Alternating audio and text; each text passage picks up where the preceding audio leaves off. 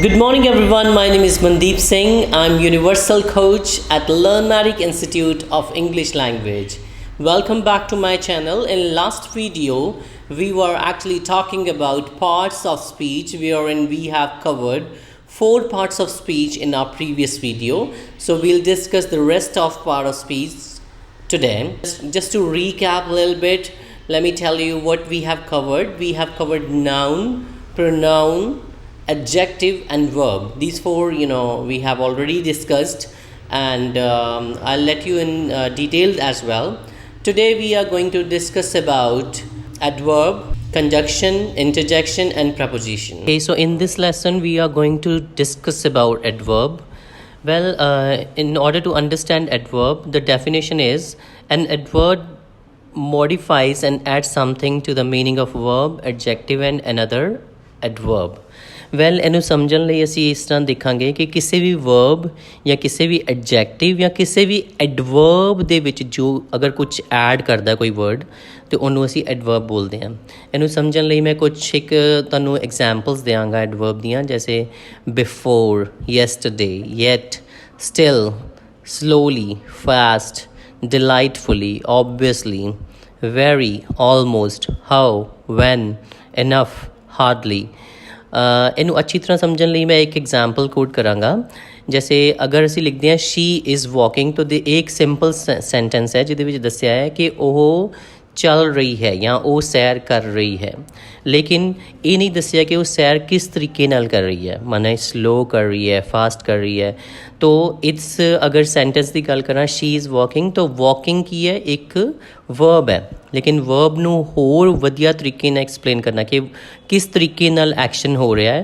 ਅਤੇ ਅਗਰ ਮੈਂ ਲਿਖਦਾ ਸ਼ੀ ਇਜ਼ ਵਾਕਿੰਗ ਸਲੋਲੀ, ਤਾਂ ਸਲੋਲੀ ਕੀ ਹੈ, ਐਡਵਰਬ ਹੈ, ਮਾਨੇ ਉਹਨੇ ਵਰਬ ਦੇ ਵਿੱਚ ਕੁਛ ਹੋਰ ਐਡ ਕੀਤਾ, ਉਹਦੀ ਐਗਜ਼ੈਕਟ ਕੁਆਲਿਟੀ ਦੱਸੀ ਜਾਂ ਫਿਰ ਵੇ ਦੱਸਿਆ ਕਿ ਵਾਕ ਕਿਸ ਤਰੀਕੇ ਨਾਲ ਹੋ ਰਹੀ ਹੈ, ਰਾਈਟ।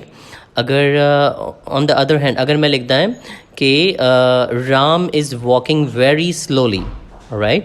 ਸੋ ਇਹਦੇ ਵਿੱਚ ਕੀ ਹੈ, ਸੈਂਟੈਂਸ ਦੇ ਵਿੱਚ ਲਿਖਿਆ Ram is walking very slowly. Walking ਦਾ ਕੁਆਲਿਟੀ ਦੱਸੀ ਹੈ ਸਲੋਲੀ, ਅਤੇ ਸਲੋਲੀ ਦੀ ਵੀ ਕੁਆਲਿਟੀ ਦੱਸੀ ਹੈ ਵੈਰੀ, ਬਹੁਤ ਜ਼ਿਆਦਾ ਸਲੋਲੀ, ਰਾਈਟ। ਤੋ ਇਹਦੇ ਨਾਲ ਕੀ ਹੋਇਆ, ਇਹਦੇ ਵਿੱਚ 2 ਐਡਵਰਬ ਹੈ। ਜਿਹੜੀ ਸਲੋਲੀ ਐਡਵਰਬ ਹੈ ਉਹ ਸਾਡੀ ਵਰਬ ਦੀ ਸਪੈਸੀਫਿਕ ਕੁਆਲਿਟੀ ਦੱਸ ਰਿਹਾ ਹੈ ਕਿ ਕਿਸ ਤਰੀਕੇ ਨਾਲ ਵਰਬ ਜਿਹੜਾ ਕੰਮ ਕਰ ਰਿਹਾ ਹੈ, ਅਤੇ ਜਿਹੜਾ ਵੈਰੀ ਹੈ ਉਹ ਐਡਵਰਬ ਦੀ ਕੁਆਲਿਟੀ ਦੱਸ ਰਿਹਾ ਹੈ, ਮਾਨੇ ਐਡਵਰਬ ਦੇ ਵਿੱਚ ਉਹਨੇ ਐਡ ਕੀਤਾ ਹੈ ਕਿ ਸਲੋਲੀ ਤਾਂ ਹੈ ਲੇਕਿਨ ਨਾਲ ਦੇ ਨਾਲ ਵੈਰੀ ਸਲੋਲੀ ਹੈ, ਰਾਈਟ। ਥਰਡ ਐਗਜ਼ਾਮਪਲ ਹੈ Annie is really an intelligent girl. ਹੁਣ ਇਹਦੇ ਵਿੱਚ ਦੇਖੋ ਐਨੀ ਜਿਹੜੀ ਹੈ ਉਹ ਇੱਕ ਗਰਲ ਹੈ ਅਤੇ ਉਹਦਾ ਐਡਜੈਕਟਿਵ ਹੈ ਐਨ ਇੰਟੈਲੀਜੈਂਟ, ਲੇਕਿਨ ਐਨ ਇੰਟੈਲੀਜੈਂਟ ਦੇ ਵਿੱਚ ਐਡ ਕੀਤਾ ਰੀਅਲੀ, ਠੀਕ ਹੈ। ਤਾਂ ਉਹ ਕੀ ਬਣ ਗਿਆ, ਇੱਕ ਐਡਜੈਕਟਿਵ ਦੀ ਕੁਆਲਿਟੀ ਦੱਸ ਰਿਹਾ ਹੈ, ਕਿਸ ਟਾਈਪ ਦਾ ਐਡਜੈਕਟਿਵ ਹੈ, ਤਾਂ ਉਹ really wood B N adverb. In addition, we'll talk about conjunction. Conjunction, as far as definition is concerned, conjunction are those words which joins 2 words or sentences or clauses is called conjunction. Conjunction ਮਤਲਬ ਇਹਦਾ ਹੈ ਕਿ ਅਗਰ 2 sentences ਨੂੰ ਤੁਸੀਂ ਜੋੜਨਾ ਹੋਵੇ ਤਾਂ ਉਹਦੇ ਲਈ ਜਿਹੜੇ ਵੀ ਵਰਡਸ ਯੂਜ਼ ਹੁੰਦੇ ਆ ਉਹਨਾਂ ਨੂੰ ਕੰਜੰਕਸ਼ਨ ਕਹਿੰਦੇ ਆ। ਜੈਸੇ ਐਗਜ਼ਾਮਪਲ ਪਹਿਲੇ ਕੋਟ ਕਰਾਂਗਾ ਮੈਂ, ਲੈਟਸ ਟੇਕ ਐਨ ਐਗਜ਼ਾਮਪਲ। ਸਾਡੇ ਕੋਲ 2 sentences ਹੈਗੇ ਆ, ਇੱਕ ਦੇ ਵਿੱਚ ਮੈंने ਲਿਖਿਆ ਹੈ ਅਬੇ ਇਜ਼ ਰੋਂਗ, ਅਤੇ ਦੂਸਰਾ ਸੈਂਟੈਂਸ ਹੈ ਹਿਜ਼ ਫਰੈਂਡ ਇਜ਼ ਰੋਂਗ। ਹੁਣ ਇਹ 2 ਇੰਡੀਵਿਜੂਅਲ ਅਲੱਗ-ਅਲੱਗ ਸੈਂਟੈਂਸਿਸ ਹੈਗੇ ਆ, ਲੇਕਿਨ ਅਗਰ ਤੁਸੀਂ ਇਹਨੂੰ ਇੱਕ ਹੀ ਸੈਂਟੈਂਸ ਦੇ ਵਿੱਚ ਬੋਲਣਾ ਹੋਏ ਤਾਂ ਤੁਸੀਂ ਕੰਜੰਕਸ਼ਨ ਯੂਜ਼ ਕਰ ਸਕਦੇ ਹੋ। ਅਸੀਂ ਲਿਖ ਸਕਦੇ ਹਾਂ Abe as well as his friend is wrong. So in single sentence we have actually joined 2 sentences with the help of conjunction. किस type ਦੇ conjunctions ਹੁੰਦੇ ਹੈਗੇ ਆ, जैसे such as, both, and, or, as well as, else, but, either, or neither, nor, no sooner than, that। ਇਹ ਸਾਰੇ ਕੀ ਹੈ ਕੰਜੰਕਸ਼ਨ ਦੇ ਟਾਈਪ ਹੈਗੇ ਆ। ਅਸੀਂ ਇੱਕ ਹੋਰ ਐਗਜ਼ਾਮਪਲ ਮੈਂ ਇੱਥੇ ਕੋਟ ਕਰਾਂਗਾ। Let's take N example. 2 sentence ਹੈ, ਇੱਕ ਦੇ ਵਿੱਚ ਲਿਖਿਆ ਹੈ ਹਰੀ ਅਪ ਅਤੇ ਦੂਸਰਾ ਸੈਂਟੈਂਸ ਹੈ ਯੂ ਵਿਲ ਗੈਟ ਲੇਟ।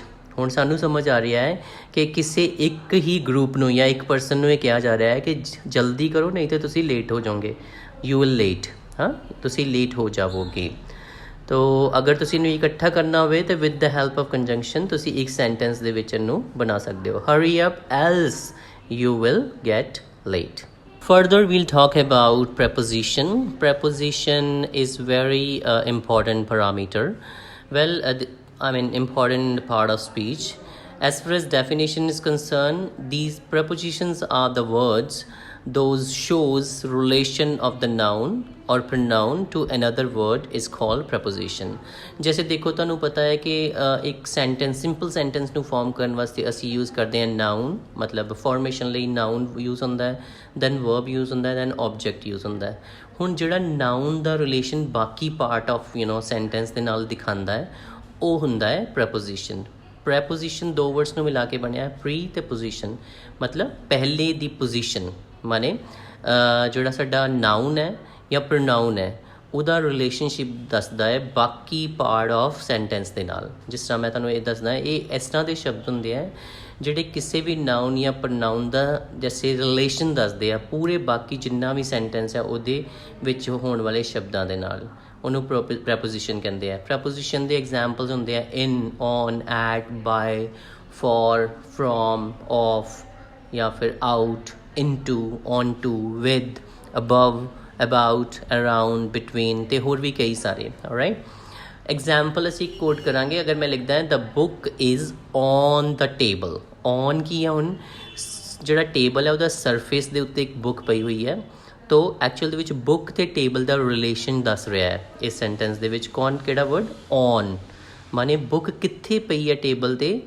ਤੋ ਉਹ ਦੱਸ ਰਿਹਾ ਹੈ ਕਿ ਟੇਬਲ ਦੇ ਉੱਤੇ ਪਈ ਹੈ। ਤਾਂ ਔਨ ਕੀ ਹੈ, ਪ੍ਰੈਪੋਜੀਸ਼ਨ ਹੈ।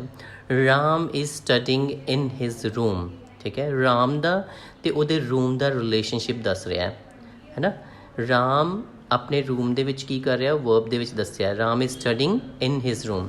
ਅਗਰ ਇਹਨੂੰ ਦੋ ਲੈਸੇ ਅਲੱਗ-ਅਲੱਗ ਸੈਂਟੈਂਸ ਜਾਂ ਪਾਰਟਸ ਵਿੱਚ ਵੰਡ ਦਈਏ, Ram is studying his room, ਦੋ ਅਲੱਗ-ਅਲੱਗ ਚੀਜ਼ਾਂ ਹੈਗੀਆਂ ਤੇ ਉਹਦਾ ਰਿਲੇਸ਼ਨਸ਼ਿਪ ਦੱਸ ਦਿੱਤਾ ਉਹਨੇ ਦ ਵਰਡ ਇਨ ਦੇ ਨਾਲ, ਤੇ ਇਨ ਇੱਥੇ ਕੀ ਹੈ, ਪ੍ਰੈਪੋਜੀਸ਼ਨ ਹੈ। ਇੱਕ ਹੋਰ ਐਗਜ਼ਾਮਪਲ ਕੋਟ ਕਰਾਂਗੇ, ਹੀ ਲਿਵਸ ਇਨ ਮੁੰਬਈ, ਹੀ ਲਿਵਸ ਉਹ ਰਹਿੰਦਾ ਹੈ, ਤੇ ਇੱਕ ਮੁੰਬਈ, ਮੁੰਬਈ ਕੀ ਹੈ, ਆਬਜੈਕਟ ਹੈ। ਤੋ ਇਹਦੇ ਵਿੱਚ ਕੀ ਹੈ, ਰਿਲੇਸ਼ਨਸ਼ਿਪ ਦੱਸਣ ਵਾਲਾ ਵਰਡ ਕਿਹੜਾ ਹੈ, in. Aryan is standing dash the door, at the door, at ਕੀ ਹੈ, ਪ੍ਰੈਪੋਜੀਸ਼ਨ ਹੈ। Alright, moving forward we will discuss about interjection. Interjection is written with an exclamation sign and is used to express the sudden strong emotions.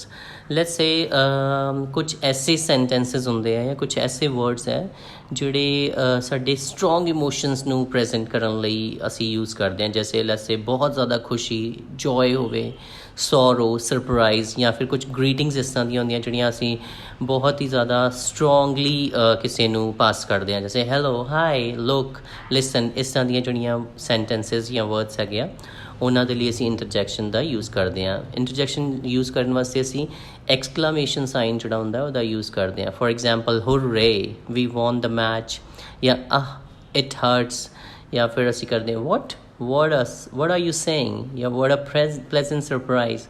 ਇਹ ਸਾਰੇ ਉਹ strong emotions ਹੈਗੇ ਆ ਜਿਹੜੇ ਤੁਸੀਂ ਅਗਰ ਕਿਸੇ ਦੇ ਸਾਹਮਣੇ ਪ੍ਰੈਜ਼ੈਂਟ ਕਰਨੇ ਆ ਤਾਂ ਉਹਨਾਂ ਦੇ ਲਈ ਅਸੀਂ ਐਕਸਕਲਾਮੇਸ਼ਨ ਸਾਈਨ ਦਾ ਯੂਜ਼ ਕਰਦੇ ਹਾਂ ਤੇ ਇਹਨੂੰ ਇੰਟਰਜੈਕਸ਼ਨ ਬੋਲਦੇ ਆ। Well, thank you for watching this video. I'm sure this video will be very fruitful for you, and for any kind of clarification or if you want to discuss any of your doubt, you can call me on 77 079 0099 and you can visit our institute as well. Thank you.